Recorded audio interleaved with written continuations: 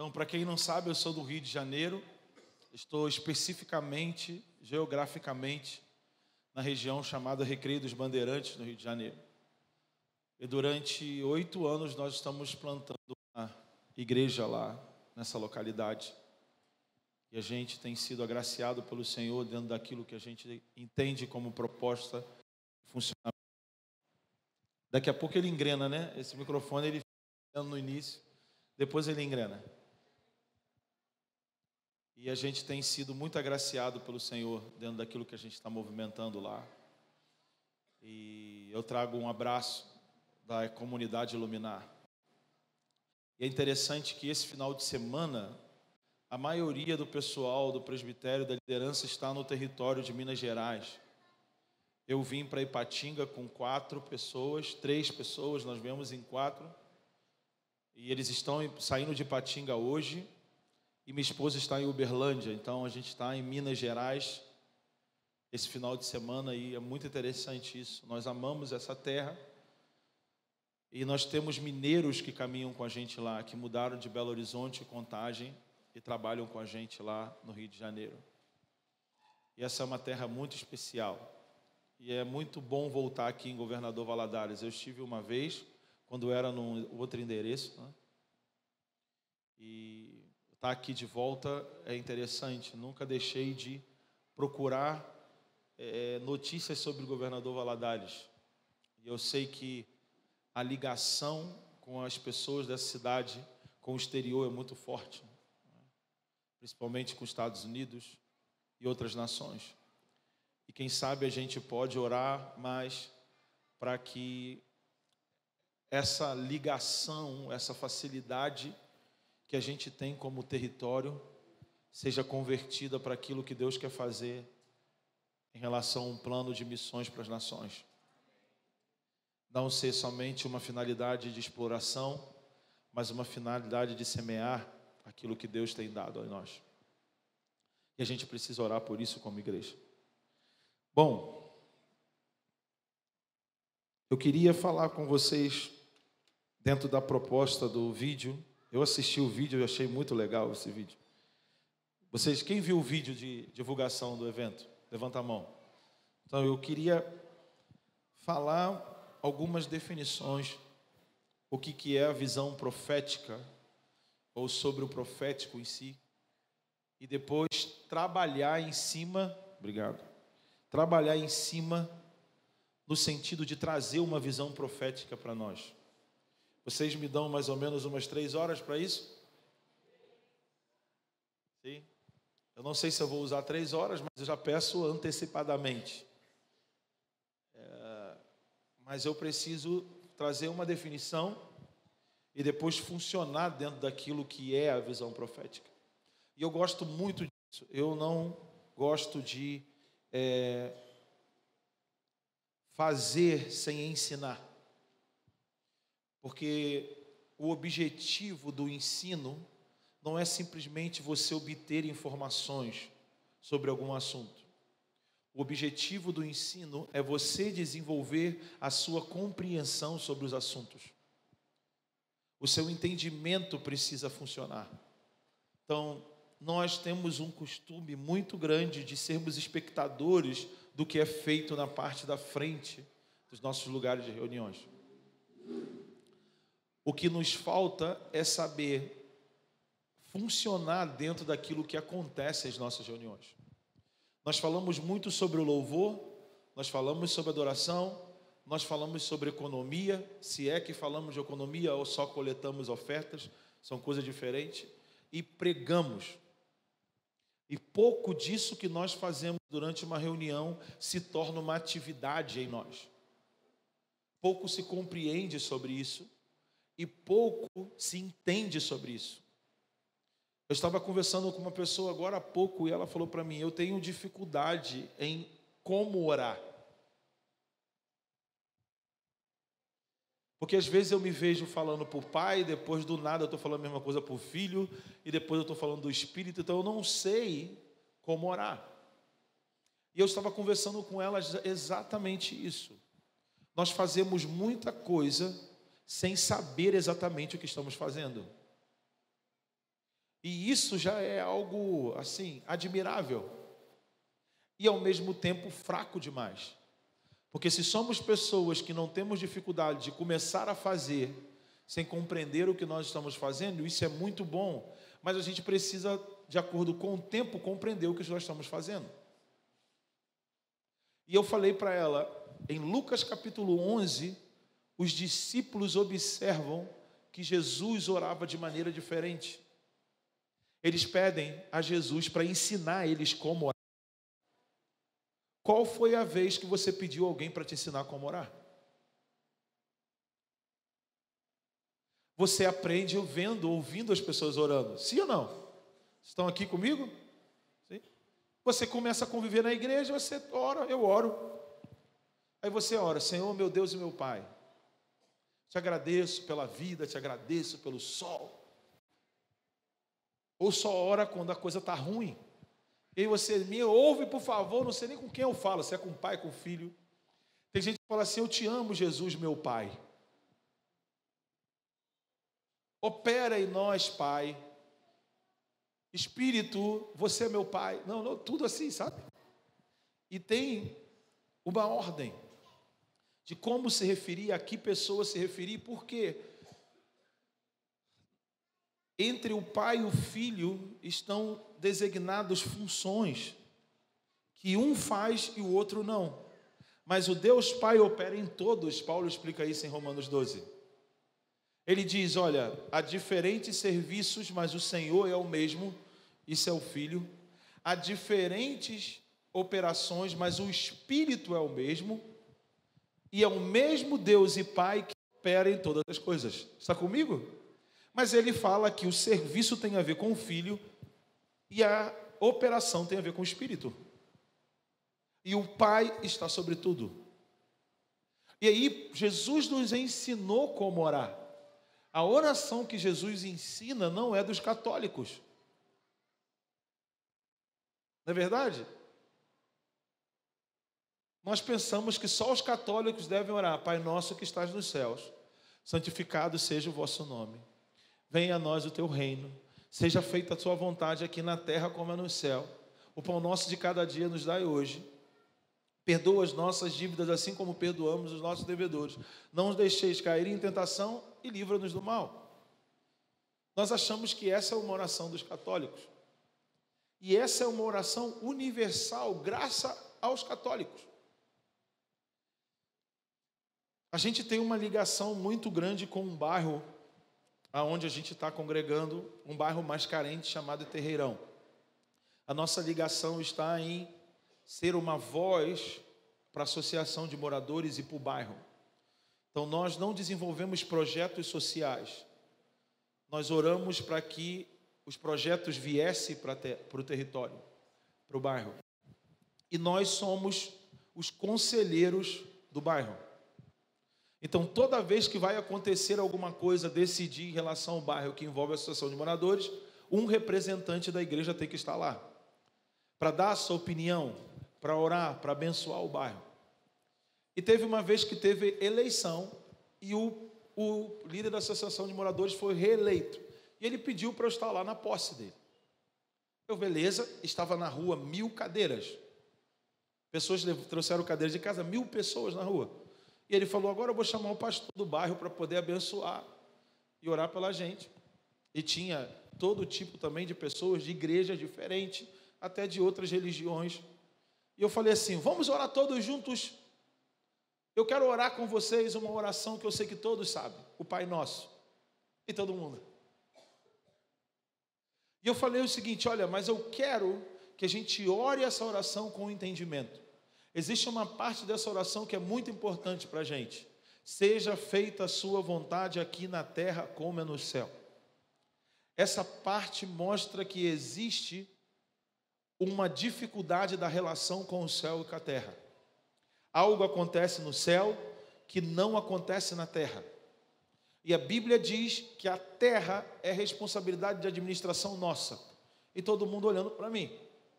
E eu falei mais coisas, e entre elas eu falei, essa terra aqui é de vocês. Essa terra Deus deu para vocês. Vocês moram nela porque Deus deu para vocês. Então repita comigo, essa terra é minha. Todo mundo, essa terra é minha. E como a gente faz para a vontade de Deus ser feita na terra como ela é feita nos céus? Aceitando a vontade de Deus para essa terra. Por exemplo, pode ser que a vontade de Deus concorde com você. Você aceita esses bares que tem aqui? Você aceita isso que tem na terra? Você aceita a violência e um monte de miliciano assim? E você aceita isso? Você aceita? E tem as pessoas, não, não, não. Então falou, essa terra é de quem? Eles, essa terra é nossa. Eu falei, e a vontade de Deus concorda com isso. Deus também não aceita. Vamos orar todo mundo junto. Levanta a sua mão. Todo mundo levantando a mão. Pai nosso que estás no céu. Você não sabe a unção que estava no lugar. Mais do que uma reunião de domingo. E aí, quando chega no final, quando eles iam emendar na Ave Maria, né? Que depois fala, Ave Maria, quando eles emendar, eu pego o microfone, Deus, eu declaro sobre esse território, mediante o acordo dos habitantes deles, e proíbo isso, e isso, e isso, e declaro isso, e isso, e todo mundo já está me olhando, mas está concordando. Todo mundo já estava concordando. Em nome do teu filho, o único nome digno de ser adorado nesse lugar. Amém. E deu o microfone. Eu trouxe eles para concordar com uma coisa que está nesse livro, para poder acionar o que está nesse livro na vida deles. Nunca foram na igreja, alguns, mas o que a gente orou naquele dia, eles veem que é o que está acontecendo no território deles. Eles entenderam o poder do acordo. Todas as vezes eu tenho que ir lá orar. Uma oração que a gente fala assim, essa oração é de criança. Mas a gente também não compreende o que está na oração do Pai Nosso. Nós não compreendemos como orar. A compreensão aciona a realidade do que eu declaro. Se eu declaro as coisas sem compreender, eu estou usando isso em vão. Por isso que Jesus disse, não useis de vãs repetições. Vãs repetições é você fazer algo automático sem compreender. Está comigo? Então a gente ora muito de maneira vã. Porque a gente repete coisas sem compreender o mínimo do que a gente está orando. E o que a gente precisa é aprender como orar. Não é só orar mais, é como se ora. E aí nós vamos ver mais eficiência daquilo que nós oramos. E a gente tem um orgulho, porque quando eu falo agora, nós temos que aprender a orar. Em que ele está pensando que ele é para falar que eu não sei orar? Está vendo como você não consegue se tornar um discípulo de Jesus? Porque os discípulos de Jesus falaram para Jesus, nos ensina a orar. E você acha que é melhor que Pedro, Tiago e João? Mas não fez nem a metade do que eles fizeram. Lucas 11 é depois de Lucas 10. Lucas 10, ele envia eles para curar, expulsar demônios. Eles voltam e depois de terem experimentado esse poder, eles falam, a gente precisa aprender como orar. Quantos aqui nessa semana expulsaram o demônio? Curaram o enfermo? Oraram?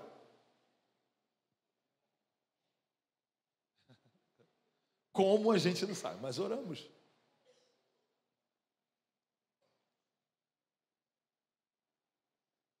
Não encaixa. A gente ora, mas não ministra cura e não expulsa demônios. Entendeu isso?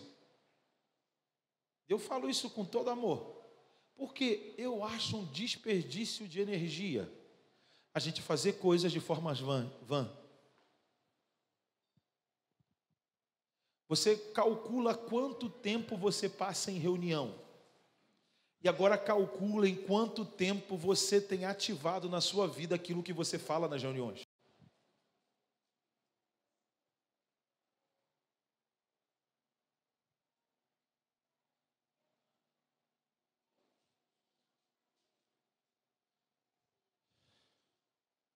Nós temos que parar para pensar nisso.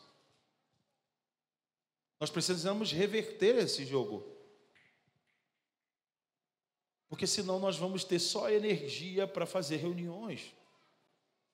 E a reunião é a finalidade da gente gerar compreensão para termos uma atividade aonde nós estamos. Você não pode deixar passar batido quando uma pessoa no seu trabalho, na sua escola, tem dor de cabeça, tem insônia. Você não pode deixar passar batido. É a oportunidade de você exercer o seu sacerdócio. É a oportunidade de você experimentar o que Deus fez por você.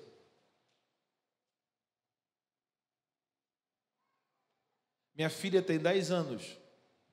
Quando os colegas dela falam que está com dor de cabeça, ela pede para orar por eles. E eles são curados. Uma vez uma mãe pegou a amiguinha na escola e falou: nossa, vamos embora que eu estou morrendo de dor de cabeça. Ela: tia, eu posso orar por você? E ela faz isso como diversão. Pai, é muito divertido. É muito divertido. A gente passou por uma situação muito difícil na nossa igreja local. Uma criança de 6 anos morreu de pneumonia. E um mês antes dela morrer, eu estava dando um estudo sobre o poder da ressurreição. E ensinando sobre a ressurreição, ensinando. Porque a menina vai para o hospital, morre, os pais me ligam. O médico falou que minha filha entrou em óbito. Você vem para cá?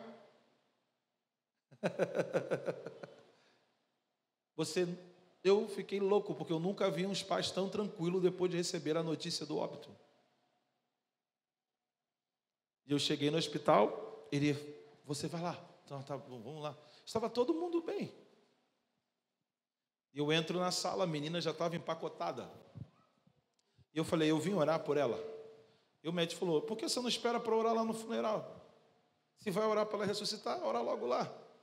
Eu falei: filho do diabo, se eu saio com essa menina daqui na minha mão, você vai ver, eu vou te dar uma banda depois. E eu comecei a orar. Orei. Fiz o que a Bíblia fala, deitei em cima, orei. O corpo dela começou a aquecer. E eu falei: se essa menina mexer, esse cara vai ter que rasgar esse pano de qualquer jeito. E eu ouvi uma voz dizendo para mim: ela não vai voltar.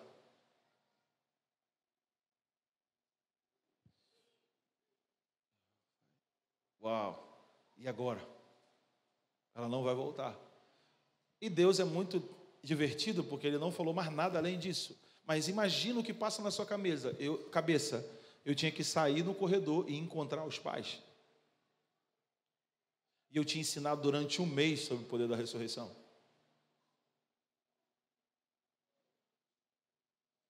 Quando os pais me viram sair sem a menina, eles desamaram no chão chorar. E eu chego em casa, minha filha: pai, mas você ensinou que ele ressuscita, por que a minha coleguinha não foi?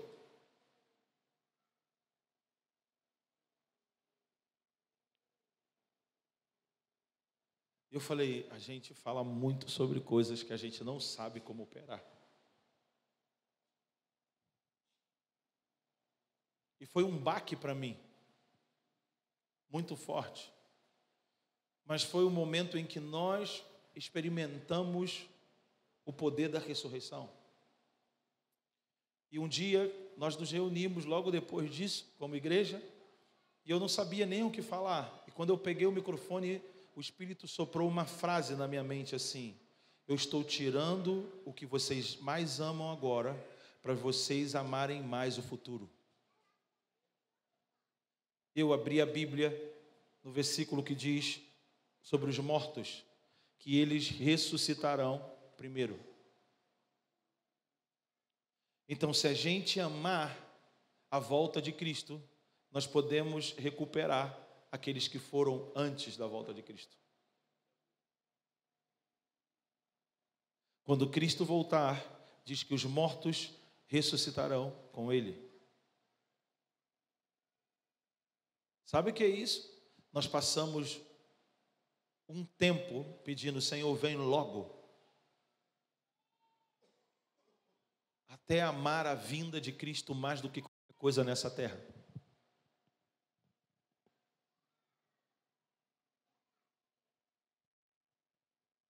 E essa foi a palavra que a gente deu de consolo. Quando Cristo voltar, você vai encontrar a sua filha.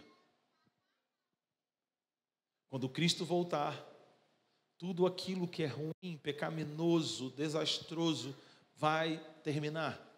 Nós precisamos amar mais a volta de Cristo do que esse mundo agora.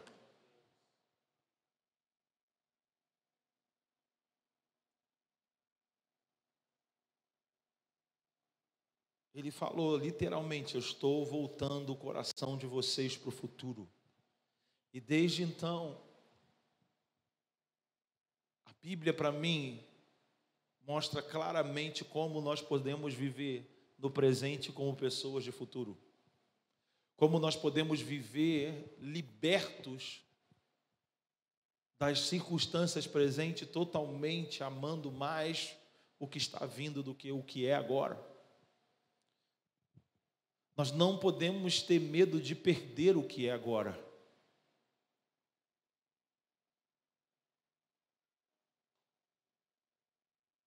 Porque o fato de nós sermos cristãos não é somente uma garantia que nós vamos viver bem agora. Nós somos cristãos porque o nosso Cristo vai voltar. O que nos faz ser messiânicos é Cristo reinando na terra. É sermos o povo dele. É estarmos com ele. Isso que nos faz ser cristãos. Então, se nós não somos um povo que trabalhamos para a volta de Cristo, nós não podemos ser classificados como cristãos. Porque um cristão ama a ideia de que Cristo vai voltar. Eu sou grato pela obra da cruz, mas ele não está na cruz.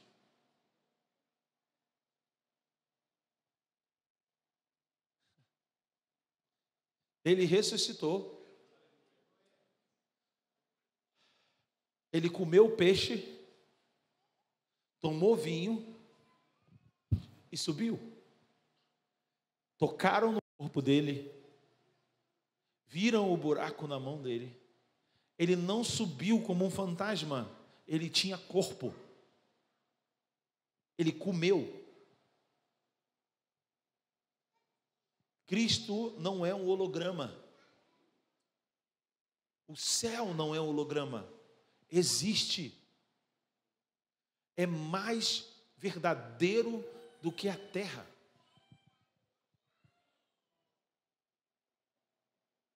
O sentido da nossa vida está nesse lugar, não está aqui.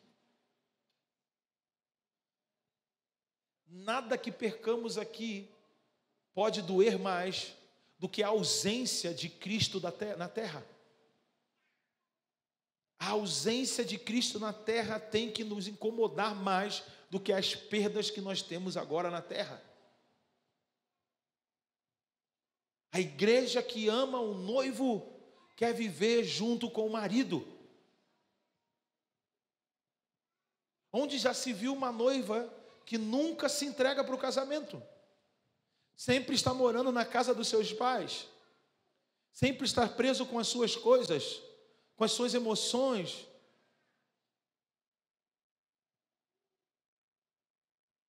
Uma noiva apaixonada não é uma noiva que canta para o noivo. Uma noiva apaixonada é que nada segura ela para encontrar o noivo. Isso é paixão. Paixão é a pessoa falar para você tudo que você pode perder por você estar apaixonado por aquela pessoa, mas você fala: eu não quero saber, eu quero ela. Não é assim? Tua mãe e teu pai falam: esse cara é isso, esse cara é aquilo. Aí você vira a pessoa e fala: mas eu amo ele. Mas eu amo. O que eu vou fazer? Você é refém de uma paixão humana.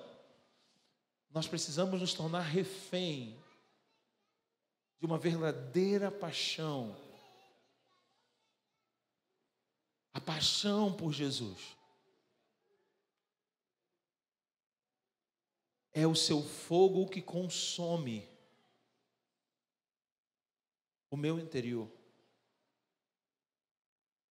Um apaixonado por Jesus é uma pessoa que vive com valores invertidos,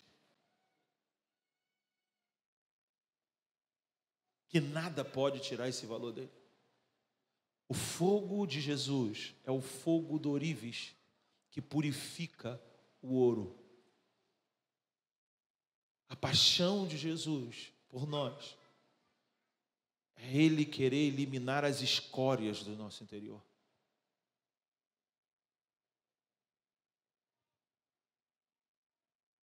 Isso é queimar. Queimar é mudar os valores.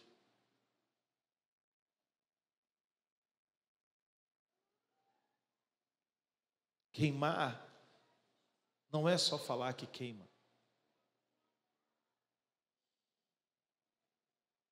Queimar é mudar os valores. Queimar é você estar perdendo o interesse pelas como as coisas são agora.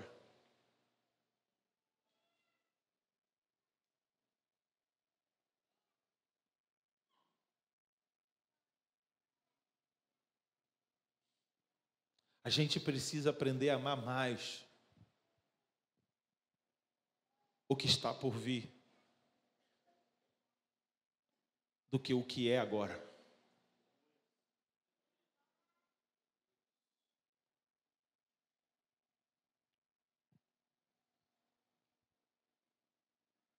E a gente precisa romper, sabe?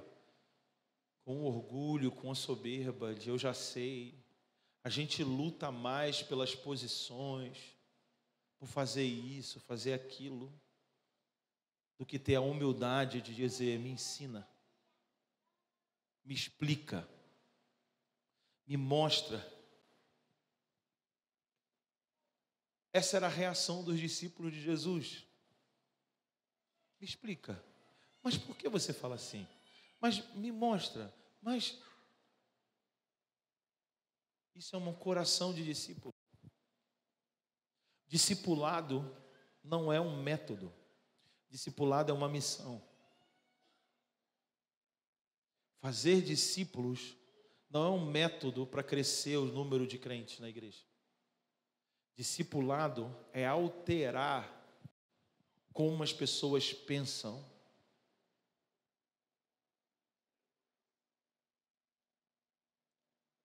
Não importa a quantidade de discípulos que você faz. O que importa é fazer discípulos. E fazer discípulos não é uma reunião onde você come junto, fala uma coisa boa e ora. Fazer discípulo não é você ficar ajudando a pessoa a resolver os problemas dela. Fazer discípulos é tornar ela um sacerdote de Cristo. Que sabe como orar, que sabe como interceder, que sabe lidar com as problemáticas, no sentido de: eu não vou me prender nisso mais, eu não vou focar naquilo. Tem uma visão de mundo diferente. O que falta para nós é termos uma visão de mundo diferente. O mundo não precisa mudar. Somos nós que precisamos mudar. O mundo não vai mudar. O que a sua Bíblia fala é que o mundo vai piorar, para ver se a gente deixa de amar mais o mundo.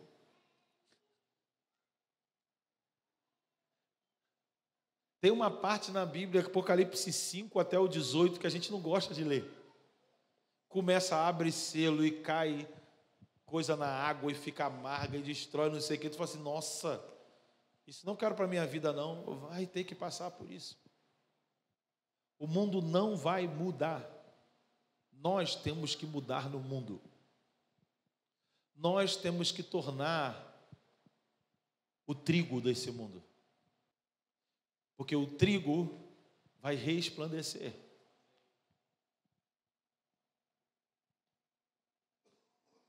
A Bíblia nos chama a uma transformação,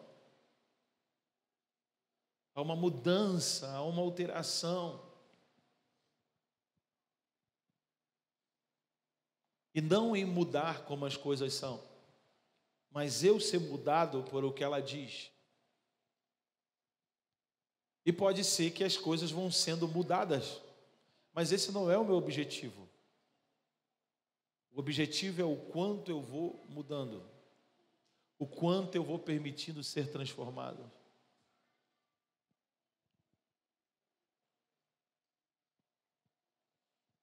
Paulo falou em Romanos 12: rogo-vos, pois, irmãos, que apresentei os vossos corpos como sacrifício vivo, e esse é o vosso culto racional. Aí ele começa a explicar como é se apresentar como sacrifício vivo. Ele diz: não vos conformeis com esse século, mas transformai-vos pela renovação do vosso entendimento. Paulo usa a palavra sacrifício vivo com o sentido do holocausto, de queimar por inteiro. O que é isso? Há uma transformação na estrutura daquilo que é sacrificado. O animal entra ali inteiro e o fogo faz o que com ele? Consome, altera ele totalmente. Ok? E aí Paulo explica o que é apresentar isso como vivo, que é o culto que traz transformação, ou seja, o culto racional, o culto que transforma. Ele fala, primeiro, não aceite a forma de como se vive nesse século. Não aceite essa forma de vida. Primeiro, não vos conformeis, ou seja, não deixe que esse tempo deforme a sua vida. Eu costumo falar que se você trabalha com uma pessoa e no meio da conversa com ela, você descobre que os seus planos de vida são o mesmo dela e ela não tem Cristo, tem alguma coisa errada. Tem alguma coisa errada. Como é que a sua vida segue o mesmo planejamento de alguém que não tem Cristo? Fala para mim.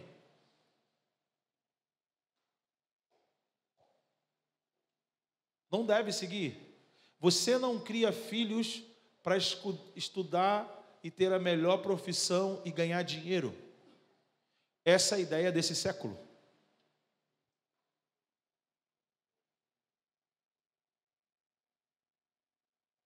Você cria filhos para desenvolver nele uma vocação, porque quando Cristo voltar, ele vai poder servir no milênio dentro dessa vocação. Não tem a ver com ganhar dinheiro, tem a ver com você acreditar em Cristo.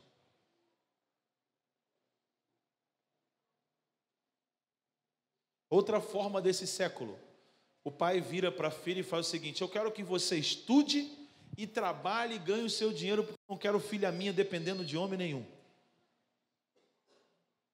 Deus desse século, a Bíblia diz que você tem que ser pai para preparar a sua filha para ser mulher de um homem.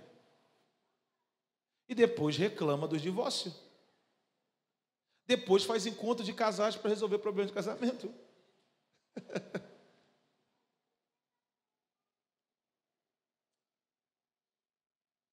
Depois você diz que é contra o feminismo. E o que a gente está falando hoje, o menino, o homem não chora, rapaz. Aí depois você vai na igreja, vamos adorar, derrame suas lágrimas. Ou você ouviu desde pequeno que homem não chora. A forma desse século. Cada vez homens mais insensíveis. E a mulher faz carinho nele ali. Porque homem não pode aceitar o carinho da mulher na frente dos outros. Porque é vergonhoso. Mostra que você é molenga.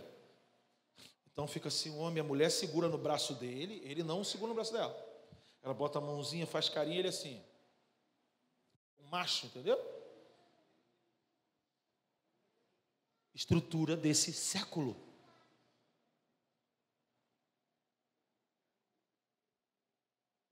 Não vos conformeis com este século, mas transformai-vos, ou seja, mude a sua estrutura. É a palavra transformação, metamorfose, mudança de estrutura pela renovação do vosso entendimento. O que é renovar o entendimento?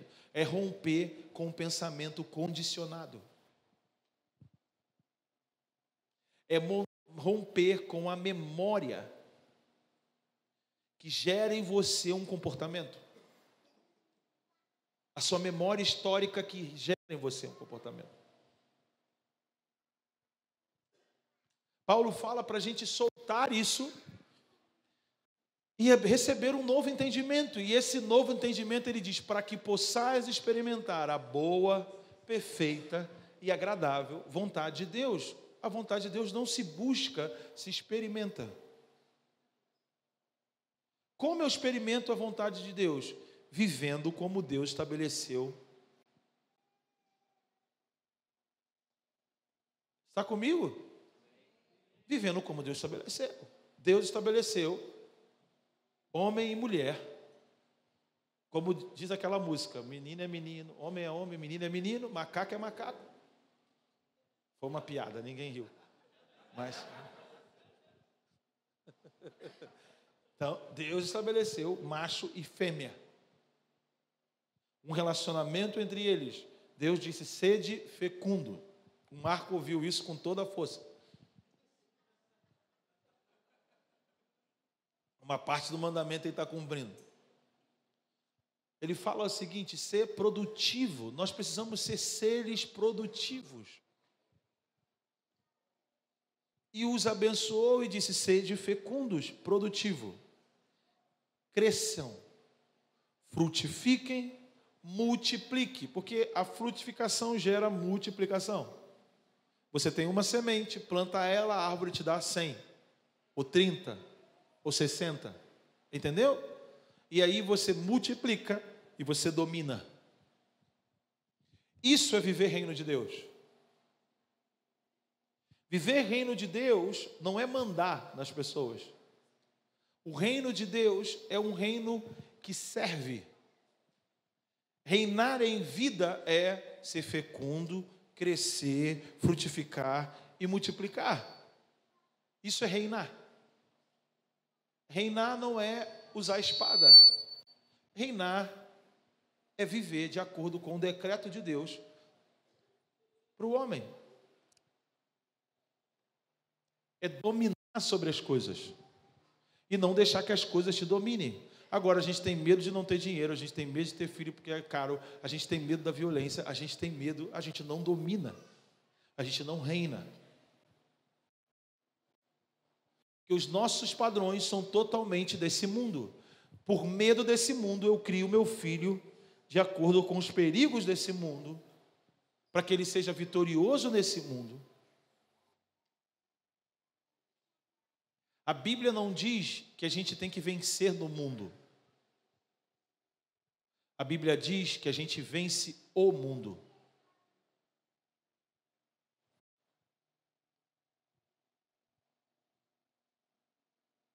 É diferente. A gente vence um sistema de pensamento. A gente não pode ser vitorioso dentro desse sistema de pensamento. E eu não estou falando isso como uma mensagem antivocacional, pelo contrário, eu estou falando sobre entendimento, sobre compreensão. Eu não estou anulando a necessidade de estudo, nem de ser um bom funcionário, porque isso é um dever básico. Eu estou falando como você exerce essas questões. Eu estou falando que a gente faz a separação da minha vida na igreja e essa outra vida que eu vivo lá fora. Mas o que demonstra essa vida na igreja é essa vida que eu vivo lá fora. O que demonstra que eu sou cristão não é essa vida aqui. O que demonstra que eu sou cristão é essa vida aqui. Está comigo? Obrigado pelo amém. Um judeu é judeu em qualquer lugar do mundo. Ele não vive o padrão do lugar aonde ele está. Você já viu um judeu? Usa kippá, usa talit, faz as suas orações, ajuda outro judeu. Já viu isso? Você sabia que é assim? Não importa onde eles estão, a maneira de vida do povo onde ele está não influencia dele. O outro exemplo que está na moda são os muçulmanos, os islâmicos. Você já ficou no aeroporto com um islâmico? Você imagina, um cara islâmico está do teu lado, levanta e deixa a mochila. O que você faz?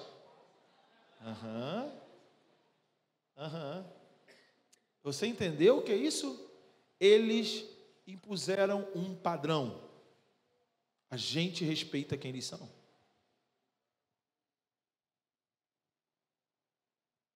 A gente acredita que eles são capazes de explodir num avião.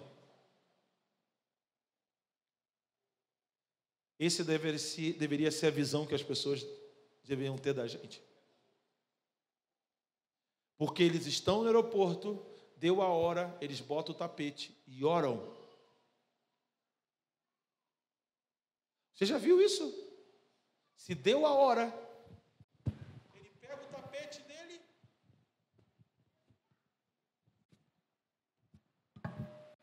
se ajoelha e ora. Quantas vezes você já fez isso?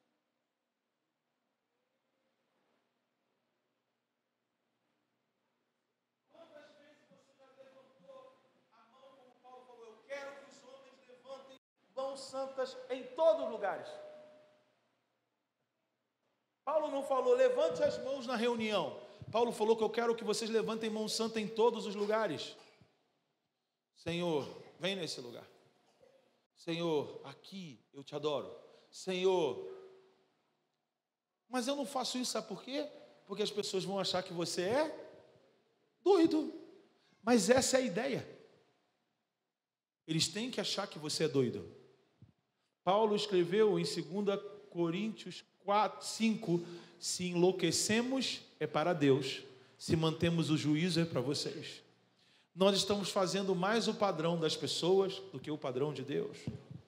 Porque o padrão de Deus para esse mundo é loucura. Inclusive esse é o nome que Paulo, esse é o adjetivo que Paulo dá para o evangelho. Eu prego uma loucura, uma subversão de pensamentos. Os judeus pedem sinais, os gregos sabedoria, e para os gregos eu mostro sinais, e para os judeus eu prego sabedoria.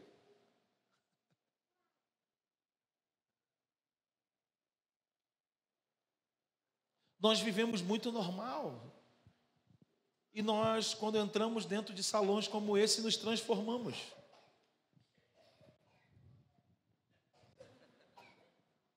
E lá fora,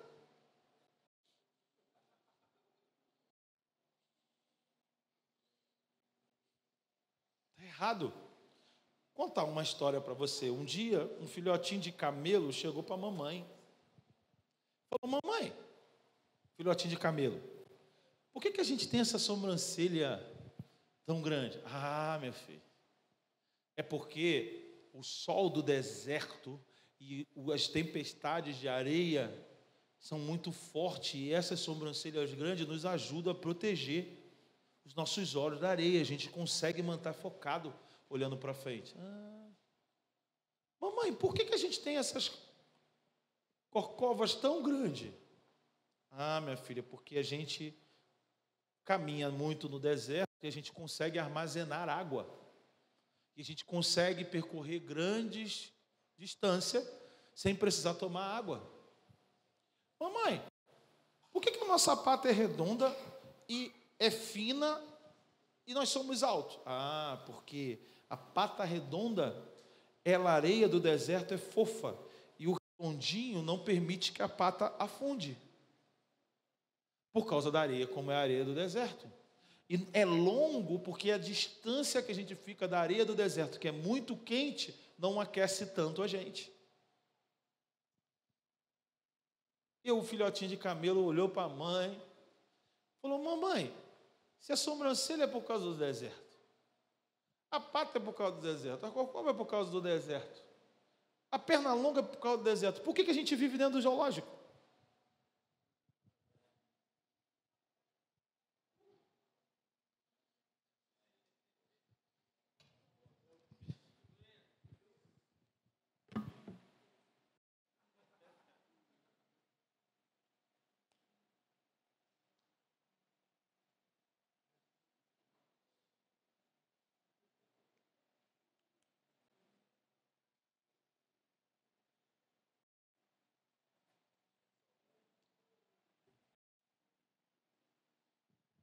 De tudo que a Bíblia fala e tudo que nós temos não tem nada a ver em só viver dentro de um lugar. Tem a ver como viver no mundo, entendeu? Nós não deveríamos temer o mundo. Nós deveríamos temer mais a Deus. Então nós queremos ficar longe do mundo não por causa do temor a Deus, porque nós temos medo do mundo.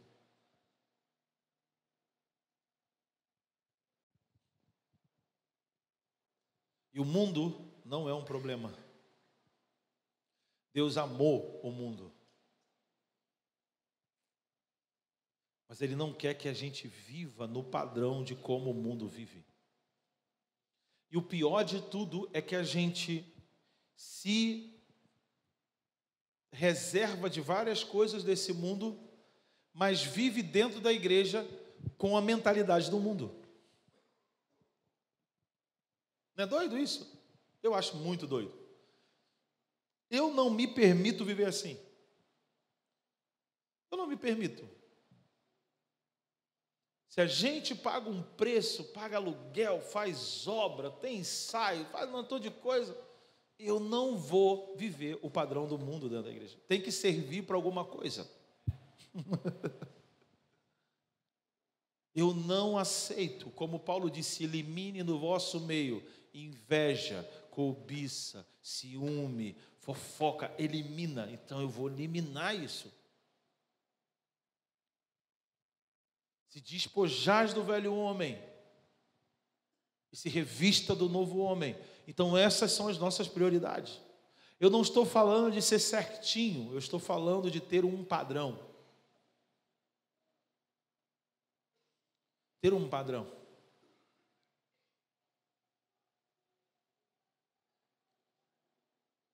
E sermos pessoas de fato inteligentes nesse mundo. Sermos pessoas de fato sábias. De fato, pessoas que vão olhar para a gente, uau, como é que esse povo é assim? Faz sentido o que eles vivem. Mas parece que os islâmicos têm mais moral que a gente. E eles não se vestem igual a gente. Eles não fazem as mesmas coisas que a gente. São diferentes. Você vai na Inglaterra, por exemplo, em Londres, eles dominam Londres. Os bairros todos dominados, restaurantes são árabes.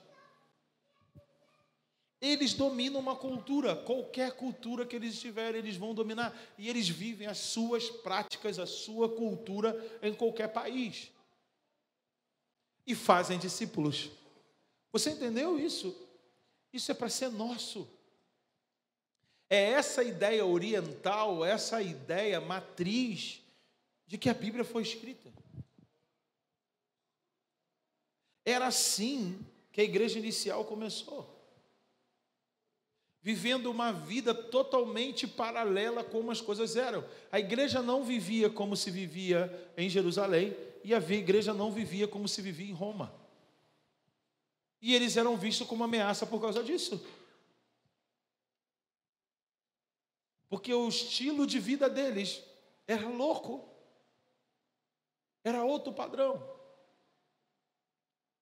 Os sacerdotes tentando sabotar o crescimento da igreja entrou em acordo com Roma e supervalorizou a moeda romana no câmbio com a moeda judaica. Isso está em Atos capítulo 5. Quando eles tentam boicotar o crescimento da igreja, tocando na economia da igreja, as pessoas passaram a dar mais. A economia não vai nos parar. Então começaram a vender as propriedades. Porque pessoas estavam perdendo propriedades por causa desse acordo. Então o que eles fizeram? Vamos vender as nossas propriedades. Vamos ter tudo em comum. Vamos distribuir as partes para todos. E um casal que mentiu em meio ao acordo da igreja, morre dentro da igreja. Tem noção que é isso?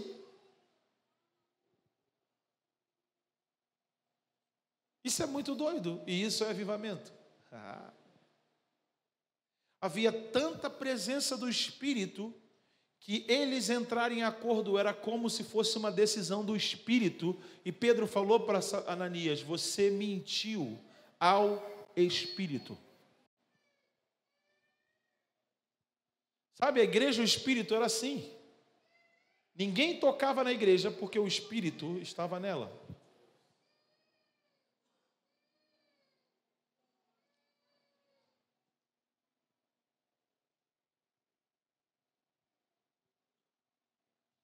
Mas a gente se permite ser afetado por tudo.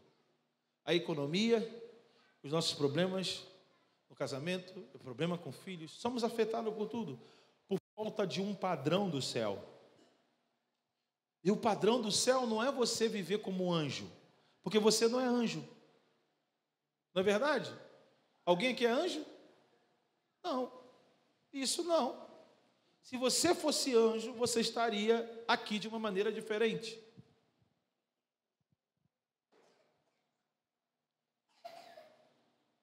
Então Deus quer que você seja ser humano mesmo. É da vontade de Deus. Cristo, quando ensinou sobre a vida na terra, em Mateus capítulo 6, ele falou o seguinte: olhe para as aves dos céus. Olhe para as aves do céu. Não semeiam, não colhem e nem ajuntam nos celeiros. Ele está falando sobre o sistema de trabalho da vida humana. Está comigo? Ele está dizendo, os aves, os pássaros, não vivem o mesmo sistema de trabalho. Ou seja, vocês têm um sistema de trabalho. A base econômica daquele povo que estava ouvindo ele era a agricultura. Então ele estava falando sobre o que todo mundo vivia de maneira cotidiana. Vocês semeiam, colhem e ajuntam nos celeiros. Ele fala, vocês fazem isso. Ele está dizendo, olha para as aves dos céus. Eles não fazem isso. E mesmo assim, não falta comida para eles. Jesus não está falando que você tem que viver igual passarinho. Está comigo? Ele não está falando que você não deve semear, você não deve colher e você não deve ajuntar em celeiros. Jesus não está falando vivam como passarinho, que tem gente que pega essa palavra, não, vivo por fé, como igual passarinho. Não faço nada e eu tenho comida. Mas Jesus não está falando isso. Ele está falando, vocês trabalham. E por que estão ansiosos? Se você trabalha, o trabalho é o meio pelo qual Deus sustenta o homem. Não é o seu trabalho que te sustenta. Quem te sustenta é Deus, é isso que ele está mostrando. Deus sustenta o pássaro. Deus te sustenta enquanto você trabalha. Ele fala da roupa. Ele fala com o que comer. Ele fala, não ande ansioso. Não ande inquieto com essas coisas. Viva cada dia o seu próprio mal. Você sabe, isso está na Bíblia, você acredita? Sim ou não? Tá, né? Eu estou falando que está na Bíblia. Eu acredito. Viva cada dia o seu próprio mal. E como a gente vive? Ansioso, inquieto e acumulando os males de cada dia. Você está pensando hoje um problema que aconteceu segunda. E você está preocupado porque você não sabe se o dinheiro vai dar até o final do mês. E você fica inquieto porque você acha que precisa descobrir alguma coisa para fazer para resolver esse seu problema financeiro. Eu sei que isso não acontece em Governador Valadares, mas no Rio de Janeiro é muito assim. É muito assim. É difícil o negócio.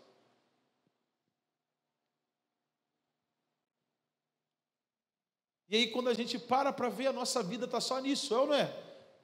Inquieto, ansioso. Caramba, e agora? Não, mas eu não sei. Será que eu vou ou não vou? E faço ou não faço? Já vai dar ou não vai? E o tempo todo inquieto, ansioso. E acumulando os problemas. O tempo todo. E esqueceu que Jesus disse o seguinte: basta a cada dia o seu próprio mal. Quando entardeceu, o que aconteceu naquele dia tem que ir embora com aquele dia.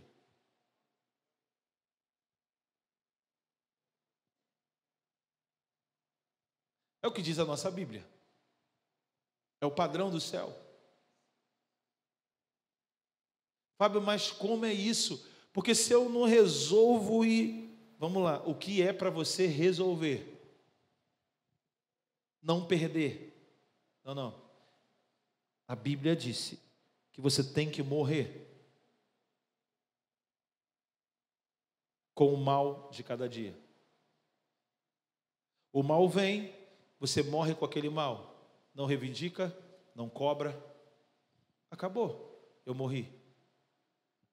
Vem um novo dia, vem outro problema, eu morri. E cada vez mais que eu vou morrendo, vai havendo uma inversão de valores dentro de mim. Até que eu chego um dia que eu tenho shalom, paz. Eu fecho os meus olhos, já oro, leio as Escrituras, medito, e a minha inteligência, a minha imaginação e minha criatividade estão a 100 por 1, entendeu? A 100 por 1. E eu empreendo, a vontade de Deus é feita. Assim nós deveríamos viver.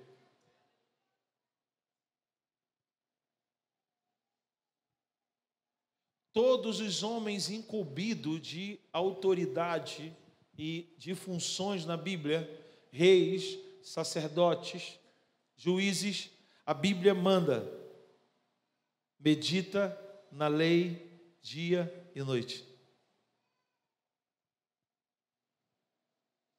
A tarefa tinha que ser exercida pela meditação do livro. Sabe o que é meditar? É você ler uma passagem, parado, pensando nas possibilidades e pedindo: Senhor, salva-me. Salva-me de mim mesmo. Altera a minha forma de pensamento, Senhor. Eu preciso pensar dessa forma. Isso é meditar. Aí você chora, porque você vê que você não tem condições de mudar. E aí você entra num quebrantamento profundo. O que é isso? Os meus argumentos já não existem mais. Não existe mais. E se? Mas e se? E se? E... Não, você já está se sentindo muito ruim. A pior pessoa na terra. E você já está chorando e falando: por favor, Senhor, me salva. Por favor, Senhor, me salva. Me salva, Senhor. A presença dele vem.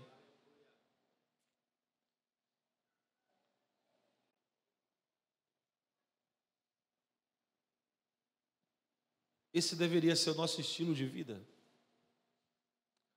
O arrependimento não é você se arrepender do que você faz. O arrependimento é se arrepender de quem você é. Se arrepender não é dizer: eu não vou mais fazer de novo.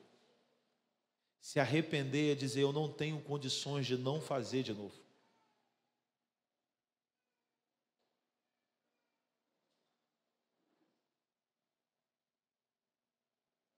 Isso é arrependimento. É quem eu sou. Eu me arrependo de quem eu sou.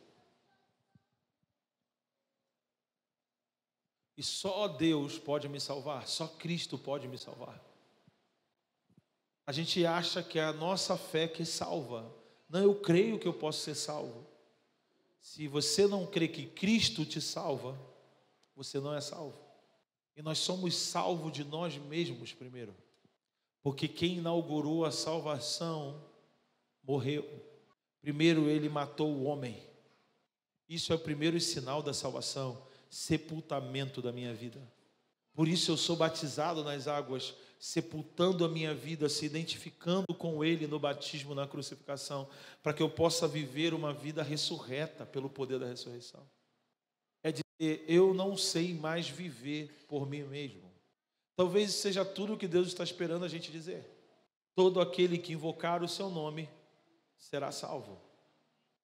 Deus está mais interessado em que você se renda do que você ficar orando para que Ele venha e faça. Porque Deus fez tudo para ter você para Ele, não tudo para você. Ele quis você para Ele, é diferente.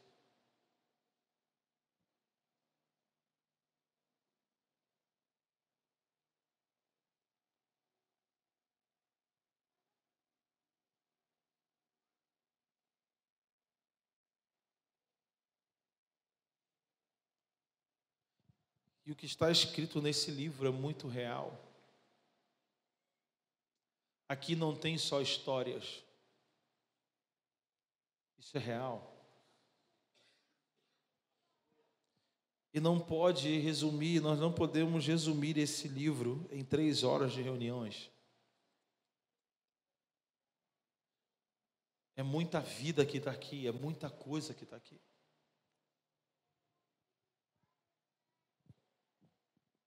Nós precisamos ser o povo que se ajunta por causa daquilo que nós compreendemos, entendemos juntos. Esse é o nosso culto racional. Rompendo com os pensamentos condicionados. Você tem que romper. Não, mas isso é assim. Não é assim. Não é assim. Não é assim. A Bíblia diz que se te pede emprestado, você dá. Ah, mas isso é muito difícil. Mas essa é a razão.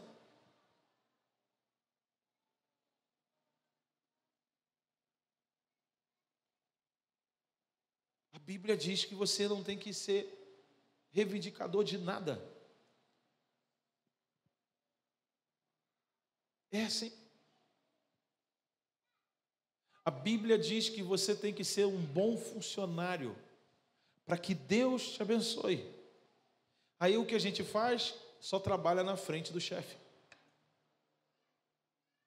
E dá o dízimo esperando que Deus aumente o seu salário. Se você trabalha só na frente do chefe, você está querendo dizer que quem decide o aumento do seu salário é seu chefe, e não Deus. Porque se você trabalha diante de Deus, você não precisa ter o chefe perto para trabalhar.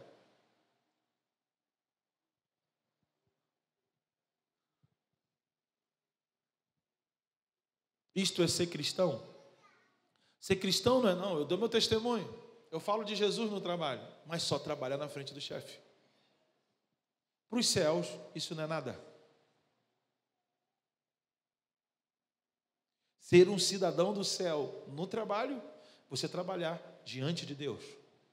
É o que a Bíblia diz, você trabalha como se fosse para Deus.